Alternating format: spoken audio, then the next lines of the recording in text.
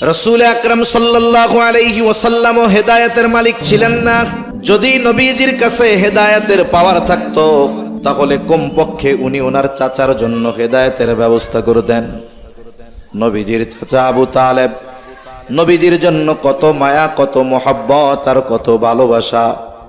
কিন্তু নবীজি চাচার ক্ষেত্রে এটা নিশ্চিত করে জানেন, তিনি আমাকে যত ভালোবাসুক না কেন আর আমি তাকে যত ভালোবাসি না কেন, চাচা যদি ঈমান না আনে তাহলে এই মোহাব্বত চাচাকে জান্নাতে নিতে পারবে না।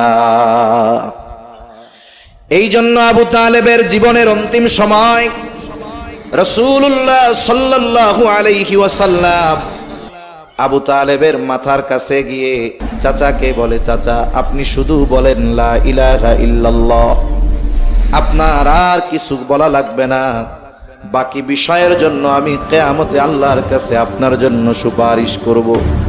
আবু তালেবের অবস্থা এমন, এই বুঝি মুখ দিয়া বলে ফেলে লা ইলাহা ইল্লাল্লাহ। আবু তালেবের ওই অন্তিম সময় আবু তালেবের বাড়িতে মক্কার কাফেরদের সরদারেরা উপস্থিত, আবু জেহেল, উতবা, সাইবাও আবু তালেবের পাশে।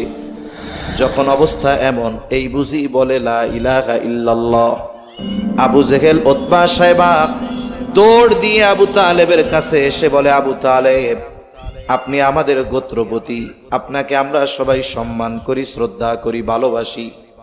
আপনি যদি মৃত্যুর আগে বাপ দাদার ধর্মে চুনকালি দিয়ে মুহাম্মাদের ধর্মে দীক্ষিত হয়ে যান, তাহলে আপনার মৃত্যুর পরে মানুষ আপনাকে কাপুরুষ বলবে, বলবে দেখো আবু তালেব সে মরার আগে বাপ দাদার ধর্মে চুনকালি দিয়া মরেছে।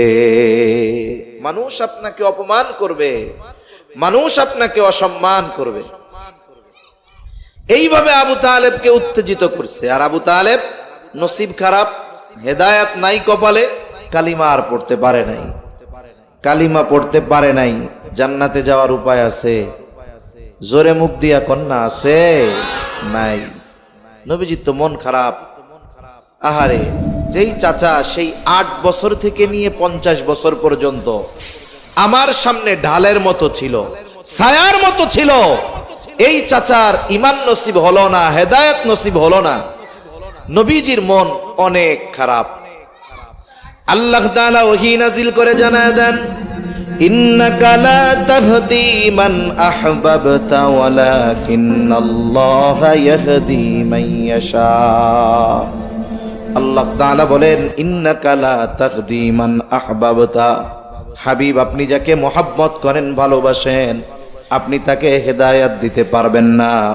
ওয়ালাকিন্নাল্লাহা ইয়াহদি মান ইয়াশা, বরং আল্লাহ তাআলা যাকে চান তিনি তাকে হেদায়েত দেন।